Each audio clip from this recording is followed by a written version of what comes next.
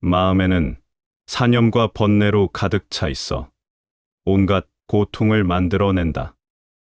온갖 근심, 걱정을 만들어내고 꿈과 공상 속에서 산다. 이 마음은 모든 욕망의 거주처요. 절망적이고 고통스러운 사바세계를 펼쳐낸다. 까비르는 이 마음에 대해 묻고 있다. 이 마음이 진정 큰 것인지 아니면 뒤에서 이 마음을 지켜보는 관조자가 더 큰지 묻고 있다. 분노가 일어나면 그것은 마음이다. 그대가 깨어서 자신의 내면을 지켜보면 분노가 치솟는 모습을 볼 수 있다. 그때 그대는 관조자가 된다. 그대가 마음을 자신이라고 여기면 그대는 산사라, 즉 새 속에서 달리는 속인이 된다. 마음을 조금이라도 벗어나서 바라보기 시작하면 그대는 사냐신, 즉 구도자가 된다. 그대가 완전히 마음 밖에 존재한다는 것을 깨달을 때 그대는 신이 된다. 까비르는 마음이 더 큰지 아니면 마음을 아는 자가 더 큰지 묻고 있다. 아는 자가, 마음을 아는 자가 바로 그대임을 명심하라. 그래서 그대는 자아를 알 도리가 없는 것이다. 왜냐하면 그대가 자아를 알게 되면 그대는 아는 자가 되어버리기 때문이다. 알려지는 것은 그대가 아니다. 그대에게 알려지는 것은 모두가 그대와 떨어진 것이요, 분리되어 있는 것들이다. 진리가 이러할진대 어떻게 자기 자아를 알 수 있겠는가? 그대가 결코 알려질 수 없는 지고의 존재라는 것을 깨닫는 것이 전부이다. 그대가 알 수 있는 그 모두는 외부 세계에 관한 것들이다. 그대는 진정으로 존재하는 것은 무시해왔다. 참으로 알아야 할 것을 무시해왔다. 그것을 알려면 내면으로 깊이 들어가야만 한다. 아는 자는 그대이다. 오직 아는 자만 남을 때까지 내면으로 깊이 들어가라. 끊임없이 들어가라. 더 이상 알 것이 아무것도 없을 때까지. 그것이 명상이다. 아는 자 외에는 모든 것이 사라졌을 때 그것이 명상 상태이다. 그대가 아는 것이란 모두 마음에 지나지 않은 것들이다. 그대는 마음을 통해서 지각할 뿐이다. 마음이 언제나 거기에 있다. 그대는 세상을 보아왔다. 하지만 그 모두는 마음이라는 거울에 비친 영상일 뿐이다. 그대는 결코 거울 너머에 존재하는 것을 보지 못했다. 그래서 깨달은 사람들은 세상은 마음이 지어낸 것이라고 말하는 것이다. 마음이란 그저 마음에 비친 모습들의 집합에 지나지 않은 것이다. 마음이 사바세계요, 세상이며 환영이라는 사실을 이해하라. 그 어느 것도 실제한다거나 실제하지 않는다거나 확언할 수 없는 이 사바세계를 우리는 마야라고 부른다. 우리가 절대적으로 확언할 수 있는 것은 관조자로서의 그대 존재이다. 그것은 털끝만큼도 의심할 수 없는 것이며 참으로 유일하게 존재하는 것이다. 관조자에 대해서는 의심할 수 없다. 나는 존재한다는 것은 우리가 전혀 의심할 수 없는 유일한 것이다. 그대가 아무리 나는 존재한다에 대해 의심하고 싶어 해도 나가 있지 않고는 가능하지 않다. 이 상황에서 나가 없다면 의심하는 주인은 누구인가?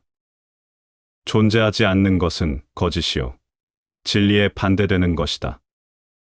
생각으로는 진리의 존재 여부를 결코 따질 수 없다. 무심의 경지에 오른 사람은 마음과 더불어 세상도 사라져 버린다고 말한다. 이 점에 대해서는 모두가 동의한다. 완전한 지혜의 경지에 도달하는 순간 사바 세계와 온 세상이 사라져 버린다고 깨달은 사람은 모두 말한다. 마음도 없고 사바 세계도 없다. 깨달은 사람은 모든 것이 사라지고 남은 것을 신이라고 부른다. 깨닫지 못한 사람은 그것을 사바 세계라고 부른다. 신이란 마음이 사라지고 마음이 더 이상 참견을 하지 않을 때 보이는 존재계의 한 모습이다. 마야는 마음을 통해서 보이는 존재계이다.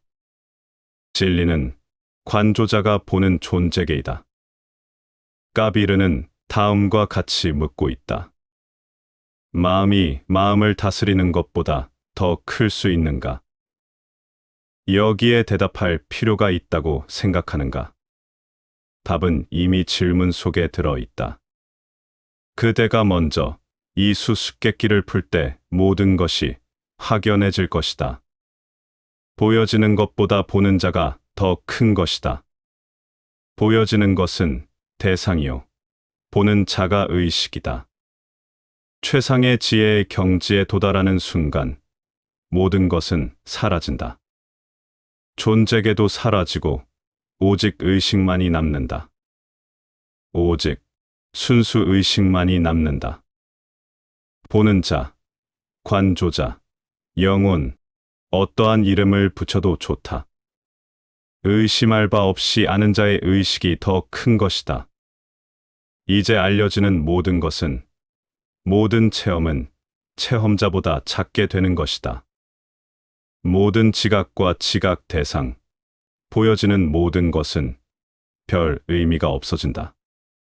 이제 보는 자가 궁극의 존재가 된다. 관조자가 궁극의 존재가 된다. 그 궁극의 근원은 그대 내면에 있다. 그 무엇도 그대보다 더 클 수 없다는 사실을 까비르는 지적하고 있다. 그럼에도 불구하고 그대는 자신이 하찮은 존재라고, 아주 작은 존재라고 여긴다. 그대가 지고의 존재요. 궁극의 존재이다. 그런데 그대는 자신이 아주 왜소한 존재라고 느낀다. 하지만 자신이 왜소한 존재라는 것을 믿고 싶어 하지 않기 때문에 에고가 태어난다. 그래서 그대는 사람들에게 자신이 크다는 것을 보여주고 싶어 한다. 마음 깊숙한 곳에 자리 잡은 의식은 왜소해지고 싶은 마음이 없다. 우리는 그래서 나는 크다고 거짓 주장을 하는 것이다. 그래서 가끔씩, 야, 내가 이렇게 돈을 많이 모았다. 봐, 내가 이렇게 학식이 많다고. 보라고, 나는 이렇게 유명해졌어 하고 말한다. 하지만 그대는 자신이 무엇을 말하고 있는지 깨닫지 못하고 있다. 이렇게 에고에서 나온 모든 말들은 거짓이다. 사실 그대가 신보다 더 크다. 그대가 궁극이다. 그대가 궁극의 경지에 도달해야만 진짜로 마음이 편하고 행복할 것 같다는 생각이 뼛속 깊숙이 박혀 있다. 그래서 그대는 보다 높은 자리와 높은 경지를 바라지만 나중에 가서는 그 모든 것이 쓸데없다는 것을 깨우친다. 그대가 그렇게 바래왔던 어떤 자리에 올라가 보라. 그 자리에 올라가자마자 그대는 그 자리가 별 의미 없는 것이라는 걸 깨닫는다. 그대가 어떤 것을 성취하고 얻는다 해도 그것은 그대에게 만족을 가져다 주지 못한다. 궁극의 경지에 도달하기 전까지 그대는 만족할 수 없다. 그대 자신이 신이 되기 전까지는 충족이란 가능하지 않다. 신이 그대가 나온 근원이요, 본성이다. 까비르는 이렇게 묻는다. 베다가 베다의 원천보다 더 클 수 있는가? 사람들로부터 항상 최상급의 대우를 받는 베다가 베다를 만든 인간의 의식보다 더 클 수 있는가를 까비르는 묻고 있다. 베다는 깨달은 사람들의 말에 불과하다. 말이 더 큰가? 아니면 그 말들을 지은 의식이 더 큰가? 코란은 마호메트에게서 내려왔다. 코란이 더 큰가 아니면 코란이 흘러나온 마호메트의 의식이 더 큰가? 까비르의 물음은 너무나 명확하고 명백해서 거기에 대한 답이 필요 없을 정도이다. 까비르는 말한다. 나는 몰라. 신전이 신을 섬기는 이보다 더 클 수 있는가? 왜 성지가 성스럽다고 생각하는가? 신의 헌신자가 이전에 그곳에서 살았기 때문이다. 거기에 다른 이유는 없다. 헌신자가 신에 도달한 곳은 성스러운 곳, 즉 성지가 된다. 성지는 헌신자의 진동과 파장으로 채워지기 때문에 다른 사람들이 신에 도달하기가 한결 쉬워진다. 붓다가 보리수 아래서 궁극의 지혜를 성취하자 그 나무는 성스러워졌다. 붓다가 그 나무로 인하여 깨달은 것은 아니다. 붓다의 깨달음으로 인하여 그 보리수가 성스러워진 것이다. 그래서 붓다가 깨달음을 얻은 보드가야는 불교 순례지가 되었다. 그 보리수나무 아래서 한 사람이 최상의 의식 속으로 사라졌다. 그 영향과 파장을 결코 지워버릴 수 없다. 죽을 수밖에 없는 인간의 운명을 벗어 던지고 불멸의 삶에 도달한 한 개인의 향기는 영원한 것이다. 아주 조그마한 땅 조각인 그곳은 인류 역사에서 참으로 크나큰 이벤트를 지켜보았다. 한 개인이 피안의 세계로 건너갔다. 이렇게 해서 그곳이 성지가 된 것이다. 신의 헌신자가 어디를 걷든지 걷는 그곳이 바로 성지가 된다. 성지란 바로 그런 곳을 두고 말하는 것이다. 하지만 신의 헌신자들이 성지보다 훨씬 더 위대하고 크다. 어느 누구도 그대보다 위대하거나 크지 않다고 까비르는 말한다. 원래 성지가 있었고 그 성지로 인해 사람들이 깨달음을 얻은 것이 아니다. 성지는 수없이 많은 깨달은 사람들로 인해 성스러워진 것이다. 그대도 거기에 가보면 그러한 기운을 느낄 수 있다. 거기에 있으면 아주 자연스럽게 그러한 흐름 속으로 흘러든다. 그러한 곳에서는 명상이 한결 쉽게 일어난다. 하지만 여기에서 무엇보다도 중요한 점은 그대 자신이 그 위대함을 성취해야만 한다는 것이다.